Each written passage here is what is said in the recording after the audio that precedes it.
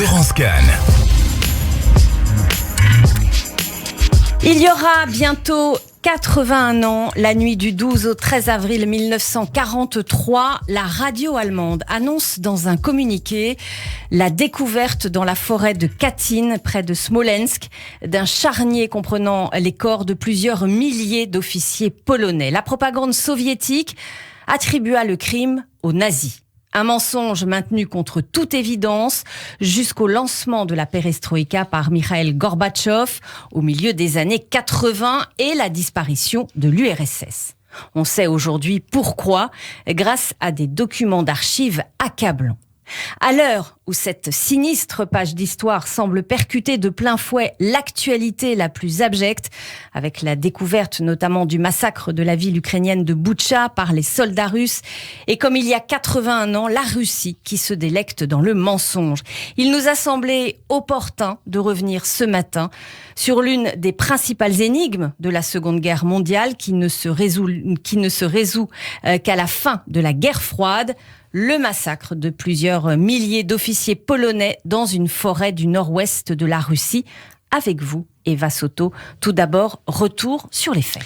Nous sommes en septembre 1939, peu après son entrée en Pologne. Afin de procéder avec Hitler à la liquidation de l'État polonais, l'armée de Staline a fait plus de 230 000 prisonniers de guerre, dont 15 000 officiers d'active et de réserve qui ont été immédiatement déportés et dont toute trace a disparu dès avril 1940. Ce n'est que 3 ans plus tard, comme vous l'avez rappelé Laurence, que la Wehrmacht découvre le chantier de Katyn en Biélorussie près de Smolensk avec les cadavres d'environ 5000 officiers.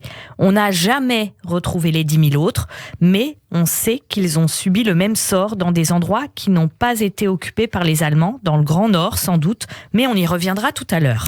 Retour donc à Katyn, où dans les poches des victimes, on a retrouvé des portefeuilles, des carnets de notes, des papiers d'identité. Ainsi a-t-on pu identifier les cadavres, et là, aucun doute possible, c'étaient les officiers polonais, jusqu'au mois d'avril 1940, prisonniers de guerre des soviétiques. Tous furent exécutés d'une balle de revolver dans la nuque, les mains liées derrière le dos. Transférés à Smolensk, à Kharkov, aujourd'hui Kharkiv en Ukraine, et à Khanilin, aujourd'hui Tver en Russie, les militaires polonais furent des nuits durant torturés. Les cadavres des détenus de Smolensk étaient ensuite chargés dans des camions qui de nuit les transportaient au bois de Katyn, où se retrouvaient à l'époque même du crime pour pêcher dans le Dniepr les dirigeants soviétiques, notamment Kaganovitch, membre du Politburo, qui n'ignorait rien de ce qui s'y passait. Et le crime était donc quasiment signé par le NKVD, prédécesseur du KGB. Staline poursuivait ainsi son projet d'éliminer au maximum, en prévision de la soviétisation et de la satellisation de la Pologne, ce qui restait de l'élite polonaise, qu'Hitler n'avait pas réussi à annihiler et qui était traditionnellement anticommuniste et anti-bolchevique. Et c'est seulement en 1943 qu'une commission d'enquête américaine confirma la responsabilité du NKVD, organisme de police soviétique, ce que l'URSS reconnut pour la première fois seulement 37 ans plus tard. Et si les doutes ont circulé jusqu'à la chute de l'Union soviétique dès 1943, les observateurs d'une enquête de la Croix-Rouge internationale ont acquis la conviction que le charnier ne pouvait être attribué à la violence nazie. Mais ce n'est donc qu'après 1990 que le bilan est établi. Au total, 22 000 membres de l'élite polonaise, cadres et officiers, intellectuels et hommes politiques ont été exécutés pour faciliter la soviétisation des territoires de l'Est de la Pologne. Un bilan qui s'ajoute à celui déjà très lourd de la Seconde Guerre mondiale et qui pèse encore aujourd'hui sur la Pologne. À l'issue des exhumations et enquêtes, une question lancinante demeure. On l'évoquait précédemment. Que sont devenus les quelques 10 500 prisonniers des camps de Startobelsk et Ostavkov? Eh bien, seuls, en effet, ceux de Kozelsk ont été retrouvés à Katyn. Les rumeurs les plus folles circulent alors. Les détenus auraient été embarqués à bord de barges coulées dans les eaux glacées de la mer Blanche. Jouant de l'erreur initiale de la propagande allemande, les soviétiques font croire que la forêt de Katyn contient la totalité des corps de Polonais disparus, se dispensant de la sorte de répondre sur le sort des autres disparus. Et surtout, raison d'État oblige, l'affaire est maintenue sous une chape de plomb par les Alliés pour ne ressurgir qu'à l'automne 1945 dans l'acte d'accusation introduit devant le tribunal de Nuremberg. Les Soviétiques multiplient avec succès les manœuvres pour faire endosser leur propre version des faits. Et curieusement, même le gouvernement déjà pro-communiste de Varsovie s'abstiendra de verser l'affaire au dossier, pourtant très nourri, remis au tribunal sur les crimes de guerre nazis. Il faut dire que les juges ne sont manifestement pas convaincus de la culpabilité allemande. Le jugement, rendu le 30 septembre 1946, ne comporte aucune mention du massacre de Katyn. Si complexe et inacceptable qu'il soit, les détails du rôle joué par les soviétiques sont plus ou moins connus et le principe de leur responsabilité établi, on vient de le voir.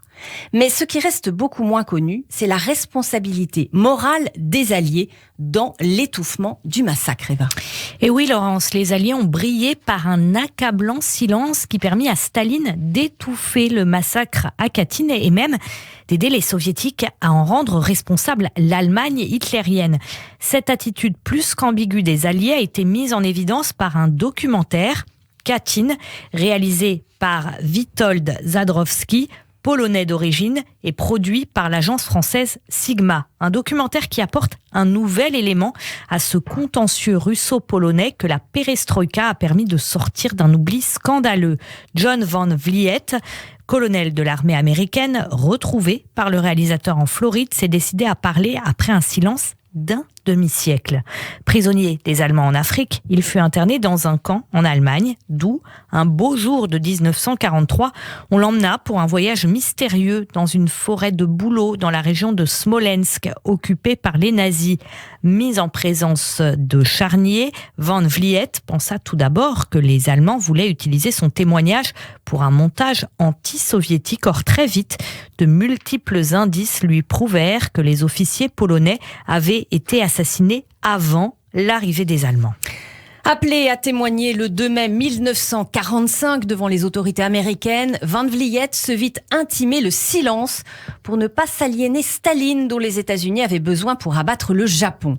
Appelé en 1952 devant une commission du Sénat, il s'aperçut, aussi incroyable que cela puisse paraître, que son rapport n'était jamais parvenu au Congrès. Il faudra donc attendre Gorbatchev et la glasnost vraie déstalinisation pour qu'à la suite des travaux d'une historienne soviétique, l'URSS reconnaisse en 1990 la responsabilité de sa police secrète dans la tuerie organisée par le chef du NKVD, Lavrenti Beria. 2 ans plus tard, Boris Yeltsin, nouveau président russe, remet à Lech Walesa, président de la République polonaise d'alors, plusieurs documents émanant du comité central, dont l'ordre d'exécution des officiers polonais. Merci.